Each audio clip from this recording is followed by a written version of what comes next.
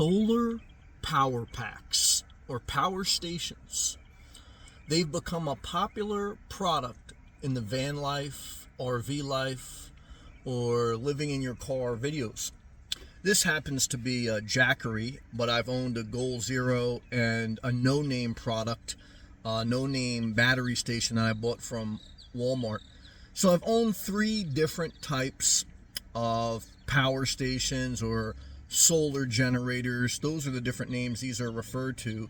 It's pretty much a battery, okay, that you charge up, whether you charge it through solar panels, which takes longer, or you plug this into a wall outlet, this charges, then you unplug it, and then this holds energy that can charge a fan, power your laptop, charge your phone, etc. This is 300 watts. They go all the way up to 3,000 watts. And if you get to that level of power, they're a lot bigger, and maybe they can charge, maybe they can run a microwave or something like that. But for the most part, this is for living on the road, charging your electronics, your laptop, your phone, when you're not driving, when you're not in a Starbucks or gym, and running a fan at night, which is very important. So if you ask me, from my experience of 5 years full-time on the road and using these battery power stations, which I'm not sponsored by, but I wanted to make a video, are these a scam? The answer is no. They're a useful resource within proportion of the power that you need, right? I mean, obviously, if you're going to take weekend trips, do you need a 3,000 watt solar station, battery station? Probably not. Okay, so, and obviously, again, it becomes a gimmick because there's so many brands. They're marketed because they're a sponsorship, which there's nothing wrong with that, but you know, that's just a little bit of a gimmick. But the product itself, whatever brand you prefer, and the resource that it is, which is portable energy to charge your electronics, your phone is your most valuable resource. Running a fan at night is a huge help and a huge need to circulate air and to keep you cool, especially during warmer nights camping in your vehicle, whether RV, van, or car, and charging your electronics, again, your laptop or whatever, if you're working remotely. So for me, when I was full-time on the road, I would charge this when I went to Starbucks, when I went to Planet Fitness, when I went to gyms, and then I would use it mainly at night, or sometimes during the day when I was not in those establishments. Now that I have a home base, you know, I have 2 of these actually. I keep one charged, and the other one, when I'm done using, I leave it at the home base, I charge it, and then when I come back to the home base, I switch. So again, this is 300 watts. This is, I don't know what it was, $200, $300 to buy. I bought it on Amazon. But I bought one from Walmart one time for $100 or so, and that was junk. So if you buy a no-name one, you know, you got to be careful. But they usually last, because they're a battery, just like a car battery.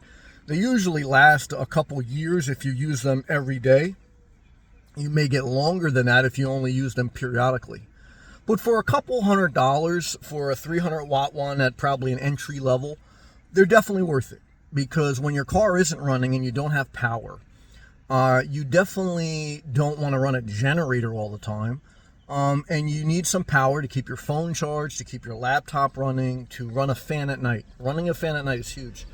And so it's helped me, okay? Now, in the beginning of my journey, I didn't use one. I was just like, I had a battery-powered fan, and I would just charge my electronics when I ran my car, or when I was in an establishment, I used their power. So, you know, I don't want to say it's a necessity, but the more I got full-time on the road, the more it was a useful, highly useful resource, especially at the entry level for $200, $300. Again, whatever brand you like, there's so many different brands now. And so it's not a scam. You know, obviously it's sometimes over promoted in the van life community because people are sponsored by them, which there's nothing wrong with that, right? Everyone has a job or a side hustle, and you know, it's a review, but the product itself is very useful. And even with a home base, I still keep them. Why? Because when I'm in a public park, or when I do go camping, or if you have a home base and you lose power, it's a solar generator. It's a generator. It can't run major things like major appliances, but it can run a fan, keep your phone charged up, keep your laptop running. So it's a useful resource for a couple $100, and certainly you can spend a couple $1,000 if you got the big high-end ones, with a lot of power. So my experience tells me that it is not a scam. It's a useful resource. It can become, again, a marketing tool for many online, but nothing wrong with that. That's their job, right? You just have to separate that from life. But so yeah, I would say if you're in the van life, RV life, you already know, if you're living it, that yeah, it is a useful tool. Okay, and you don't want to buy too much power. Mainly, you want at least 300 watts. I would say you probably. The only time I've thought about getting a bigger one, a couple thousand watts, is if I was going to run a microwave on the road to make steamed vegetables, which I like to do and mix in with some beans at night. But once I bought the home base, and I was like, a couple $1,000. How much will I really use that? If I was full time on the road still and I had a van and everything, I would consider a higher power pack. Even if I switch to a Class B, it's something.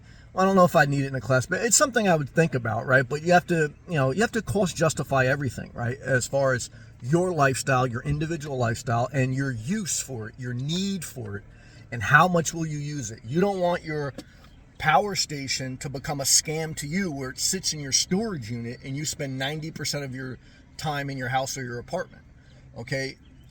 As you become older, and we all make mistakes, this is not in judgment, but I'm very mindful that I allocate resources, my money, my time, my energy, to things that I use and that serve a purpose in my life. Not things that look good, that make me excited about doing something, but I won't actually use on a regular daily basis. So that's what separates a scam from a resource, a scam from a tool. But again, everyone's different, right? So it's a wild word, the word scam, right? So, but this is a helpful resource for certain people based on their lifestyle. Hopefully you appreciated this video. If you did, click the thumbs up, share the video, subscribe if you're not. I'll see you in the next one. Peace.